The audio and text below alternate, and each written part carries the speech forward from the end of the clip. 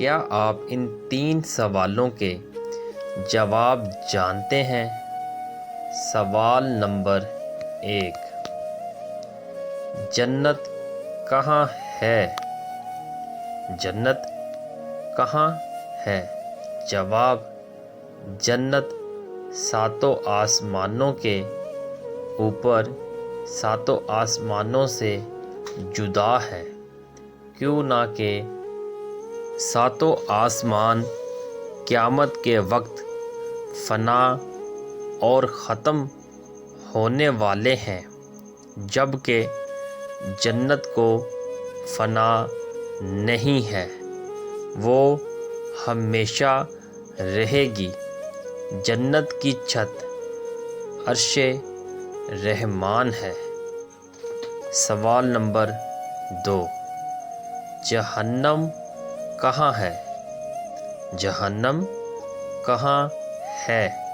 جواب، جہنم 7 زمین کے نیچے ایسی جگہ ہے جس کا نام سجین ہے۔ جہنم جنت کے بازو میں نہیں ہے، جیسا کہ بعض لوگ سوچتے ہیں۔ جس زمین پر ہم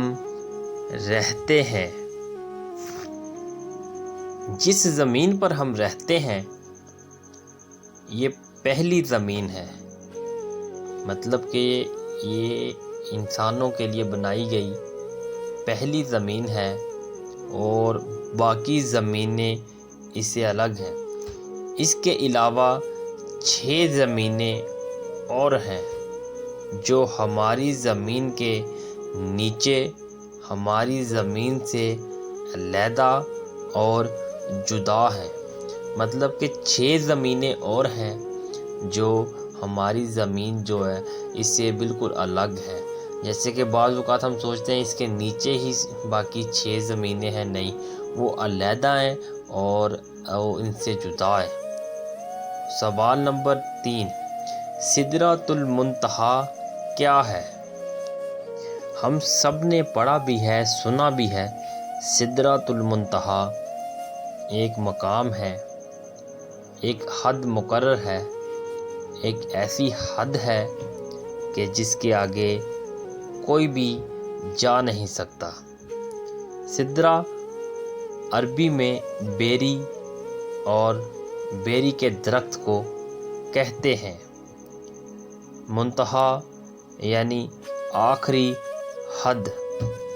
یہ بیری کا درخت وہ آخری مقام ہے جو مخلوقات کی حد ہے، مطلب کہ مخلوقات وہاں تک ایک مقرر حد تک رک جاتی ہیں جن کو اللہ تعالیٰ کے حکم سے بلایا جائے، جیسے کہ جو جائیں اور وہاں پر رک جائیں، اس سے آگے نہ جائیں۔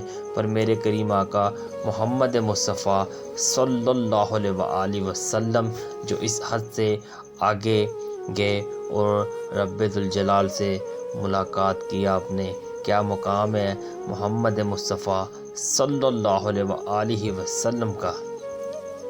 اس سے آگے حضرت جبریل بھی نہیں جا پاتے ہیں۔ حضرت جبریل اللہ پاک کے مقرر کردہ ہوا فرشتے ہیں جو اس مقام پر تک ہی رک جاتے ہیں، اس سے آگے نہیں جا پاتے۔ سدرۃ المنتہا ایک عظیم الشان درخت ہے۔ اس کی جڑیں 6 آسمان میں اور اونچائیاں 7 آسمان سے بھی بلند ہیں۔ اس کے پتے ہاتھی کے کان جتنے اور پھل بڑے گڑھے جیسے ہیں۔ اس پر سنہری تتلیاں منڈلاتی ہیں۔ یہ درخت جنت سے باہر ہے۔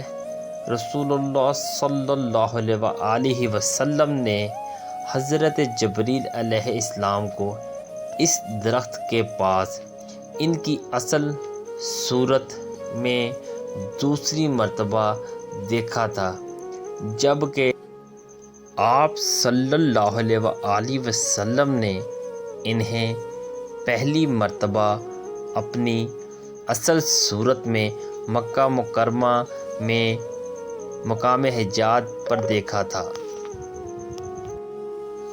آپ کو ہماری ویڈیو کیسی لگی ضرور بتائیے گا۔